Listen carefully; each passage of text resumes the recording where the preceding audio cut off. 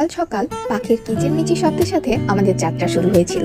ট্রেনের জানালা দিয়ে ছুটে যাওয়া সবুজ প্রকৃতি দেখতে দেখতে যত এগোতে লাগলাম, দৃশ্য পাল্টাতে শুরু করলো। আর আমাদের চোখে পড়লো শ্রীমঙ্গলের আইকনিক চা বাগানগুলোর মনোমুগ্ধকর ঝলক, যেন নিখুঁতভাবে সাজানো সবুজের এক অন্তহীন মহাসমুদ্র। গন্তব্যে পৌঁছে আমরা চলে গেলাম শ্রীমঙ্গলের বিখ্যাত পানশিতে। লাঞ্চ শেষে চলে আসি একটি সুন্দর রিসোর্ট অরণ্যের দিনগুলোতে। খোলা আকাশের নিচে এই লঞ্চটি ছিল আধুনিক এবং প্রকৃতির দৃশ্যের এক দারুণ মিশ্রণ। ওয়েলকাম ড্রিঙ্কস হিসেবে ছিল লেমনেড। আমাদের থাকার জায়গাটা ছিল প্রকৃতির মাঝে একদম মিশে থাকা।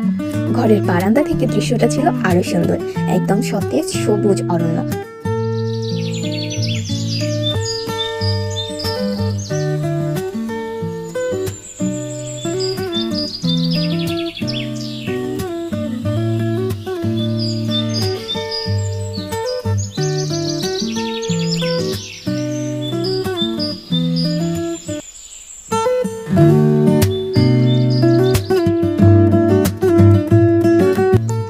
রেডি হয়ে নিলাম। প্রকৃত অভিযান শুরু হলো যখন আমরা চাঁদের গাড়িতে করে রওনা হলাম। পাহাড়ি পথে লাফাতে লাফাতে এগিয়ে চললাম। আমাদের প্রথম প্রধান গন্তব্য ছিল লাউয়াছড়া জাতীয় উদ্যান, প্রকৃতির এক শতবর্ষী নিদর্শন। বনের মধ্যে দিয়ে হাঁটা যেন এক অন্য জগতে প্রবেশ করার মতো। ঘন গাছের ছাউনি আর শান্ত পরিবেশ ছিল মনোমুগ্ধকর, যা মনে হচ্ছিল কোনো সিনেমা থেকে উঠে আসা দৃশ্য। বিকেলের আলো যখন নরম হয়ে এলো, তখন আমরা নিজেদের আবিষ্কার করলাম শান্ত কমলগঞ্জ লেকের ধারে। চা বাগান দিয়ে ঘেরা এই জলাশয়টির দৃশ্য ছিল নির্মল শান্তির এক মুহূর্ত। ছবি তোলার এবং স্মৃতি ধরে রাখার জন্য এটি ছিল একটি পারফেক্ট স্থান। এখানে এসে আমাদের কথা হয় চা শ্রমিকদের সাথে। তারা নিজে থেকে আমাদের সাথে কথা বললেন, তাদের জীবনের গল্প শোনালেন বেশ অমায়িক ও আন্তরিকভাবে। শ্রীমঙ্গলের পুরোটা জুড়েই চা বাগান। সুবিশাল এস্টেটগুলোর পাশ দিয়ে গাড়ি চলছিল। সতেজ চা পাতার সুবাসে আকাশ ভরে গিয়েছিল।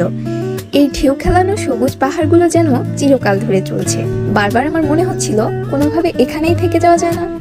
সন্ধ্যা নেমে এলো। আমরা সুন্দর আলো ঝলমলে রাস্তা ধরে ফিরতি পথে যাত্রা করলাম। সন্ধ্যার বাতিগুলোর আলো যেন আমাদের পথ দেখাচ্ছিল। রিসোর্টে ফিরে আমরা ফ্রেশ হয়ে নিলাম। আশ্চর্যভাবে আমাদের মধ্যে কোনো ক্লান্তি ছিল না, বরং আমরা প্রস্তুত হলাম বারবিকিউ পার্টির জন্য। গানের কলি খেলতে খেলতে রাত গভীর হলো, আর ততক্ষণে আমাদের বারবিকিউ রেডি। খাবার উপভোগ করলাম উষ্ণ লণ্ঠনের আলোয়। পরের দিন সকালে বারান্দা থেকে বনের শান্ত দৃশ্যের দিকে তাকিয়ে ঘুম ভাঙলো, এক কাপ গরম চায়ের সাথে। সকালের নাস্তা সেরে নিলাম। এরপর আমরা রিসোর্টের সুন্দর সাজানো বাগানে শেষবারের মতো হাঁটলাম। গাছপালা এবং গ্রীষ্মের কোমল আকাশের সৌন্দর্য উপভোগ করলাম। এরপর আমাদের গন্তব্য ছিল ক্যামেলিয়া লেক। অসম্ভব সুন্দর, শান্ত, নিরিবিলি একটা জায়গা। আমরা কাছাকাছি চা শ্রমিকদের গ্রামটিতেও ঘুরে এলাম। স্থানীয় জীবন এবং সংস্কৃতির এক ঝলক দেখলাম এবং গল্ফ কোর্সের ঢেউ খেলানো সবুজ তৃণভূমি উপভোগ করলাম। প্রকৃতির সৌন্দর্যের এই শেষ ঝলক। চলে যাওয়ার আগে কিছু স্থানীয় সুভেনি এবং রঙিন হস্তশিল্পের জন্য আমরা চলে যাই মণিপুরি পাড়ায়। আমাদের ভ্রমণ শেষ হলো সেই ব্যস্ত শ্রীমঙ্গল রেলওয়ে স্টেশনে ফিরে এসে। অবিশ্বাস্য সৌন্দর্য আর শান্তির জন্য কৃতজ্ঞতায় ভরা মন নিয়ে আমরা ফিরে আসি ঢাকায়।